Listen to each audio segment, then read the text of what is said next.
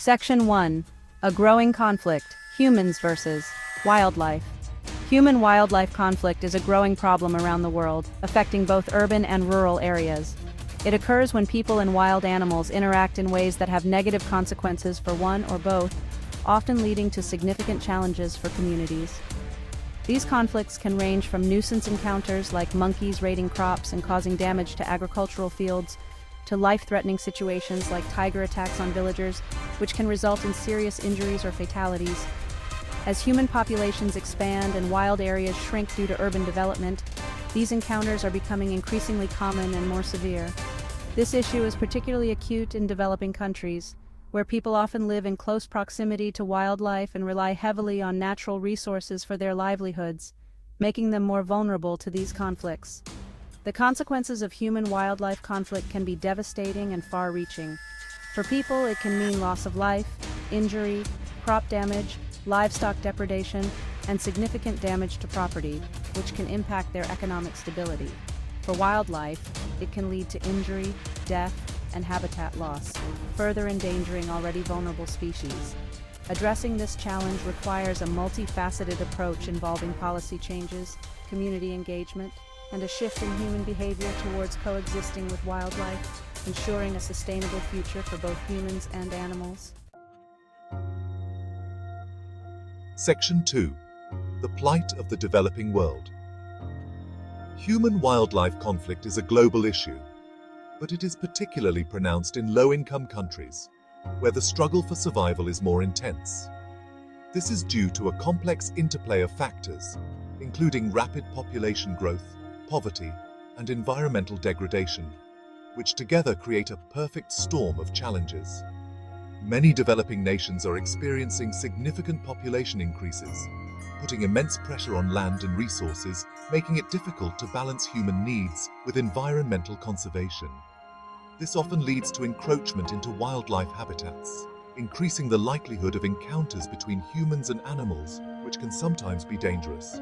Poverty also plays a significant role, as people living in poverty may have limited options for securing food and income, leading them to rely more heavily on natural resources also used by wildlife, creating a direct competition.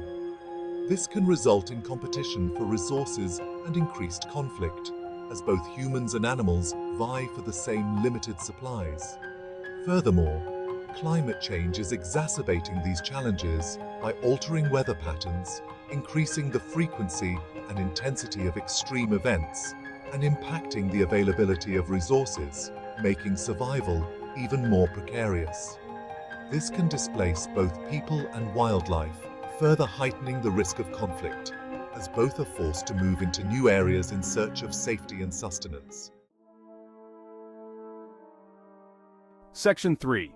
When livelihoods collide, the impacts. The impacts of human-wildlife conflict are felt most acutely at the local level, particularly in communities that depend on agriculture and livestock for their livelihoods. These communities often have limited resources to cope with the challenges posed by wildlife. Crop raiding by elephants, wild pigs, or primates can decimate a farmer's entire harvest, leading to food insecurity and economic hardship. The loss of crops not only affects the immediate food supply, but also the long-term financial stability of these farmers. Similarly, livestock depredation by predators like wolves, big cats, or crocodiles can result in significant financial losses for herders, impacting their ability to support their families. The loss of livestock can be devastating, as it often represents a primary source of income and sustenance. This can also lead to retaliatory killings of predators, further endangering already vulnerable species. Conservation efforts are often hampered by these conflicts, making it difficult to protect endangered wildlife. Beyond the economic impacts, human-wildlife conflict can also have severe social and psychological consequences.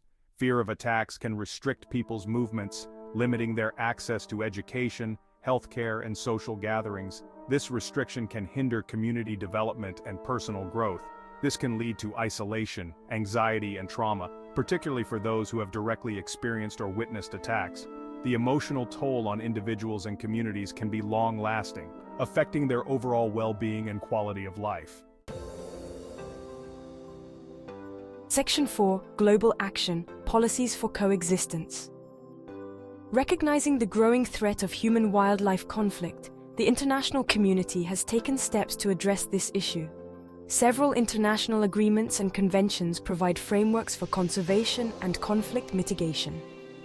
The Convention on International Trade in Endangered Species of Wild Fauna and Flora, for instance, regulates the trade of endangered species to prevent overexploitation that could exacerbate conflict. The Convention on Biological Diversity promotes the conservation of biodiversity, including the sustainable use of natural resources, which is crucial for reducing human-wildlife conflict. These international agreements provide a foundation for global cooperation and action, but their effectiveness relies on the commitment and implementation efforts of individual nations. Section 5. National Strategies, Tailoring Solutions. To effectively address human-wildlife conflict, national governments play a critical role in developing and implementing context-specific strategies. These strategies should be tailored to the unique ecological, social, and economic conditions of each country. Some common approaches include establishing protected areas to safeguard wildlife habitats, implementing land use planning policies that minimize human-wildlife interactions, and providing compensation schemes to offset the costs of wildlife damage to crops or livestock. Furthermore, promoting sustainable livelihoods that reduce dependence on natural resources, such as ecotourism or alternative income-generating activities, can help alleviate pressure on wildlife and reduce conflict.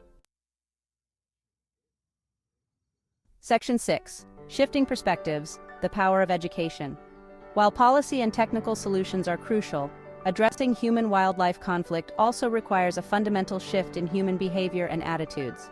This is where education and awareness-raising play a vital role. Educating communities about wildlife behavior, the importance of conservation, and methods for reducing conflict can foster tolerance and encourage coexistence. This can involve school programs, community workshops, and public awareness campaigns. Promoting positive interactions with wildlife through responsible wildlife viewing and ecotourism can also help change perceptions and generate economic incentives for conservation. Section 7. Case Study, Elephants and Farmers in Sri Lanka. Sri Lanka is home to a significant population of Asian elephants, but their shrinking habitat often brings them into conflict with farmers. Elephants raid crops, damage property, and sometimes injure or kill people.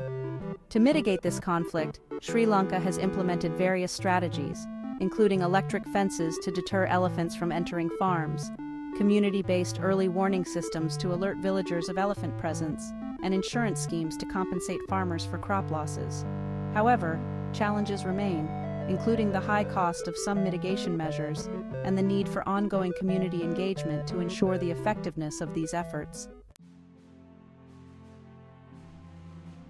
Section 8. Case Study, Predators and Livestock in the American West. In the American West, conflicts between ranchers and large predators like wolves and grizzly bears have been a long-standing issue. Livestock depredation by predators can result in economic losses for ranchers, leading to calls for lethal control measures. However, non-lethal methods, such as guard dogs, fencing, and range riders, people who patrol ranches to deter predators, have proven effective in reducing conflict. Public education campaigns have also played a role in fostering tolerance for predators and promoting coexistence. Section 9. The Path Forward Integrated Approaches. Addressing the complex challenge of human-wildlife conflict requires integrated approaches that combine policy interventions, technological solutions, community engagement, and education. Collaboration among governments, scientists, conservation organizations, local communities, and other stakeholders is essential for developing and implementing effective and sustainable solutions. This includes investing in scientific research to better understand conflict dynamics, developing innovative mitigation techniques, and sharing best practices across regions facing similar challenges. Section 10. Our Shared Future. Coexisting with wildlife. Human-wildlife conflict is a global issue with far-reaching consequences for both people and wildlife. As our planet faces increasing pressure from human activities, finding ways to coexist peacefully with wildlife is more critical than ever. By embracing comprehensive policies, promoting education and awareness, and fostering a sense of shared responsibility, we can strive towards a future where humans and wildlife can thrive together. This requires a fundamental shift in our relationship with the natural world, recognizing that our well-being is intricately linked to the health and survival of all species.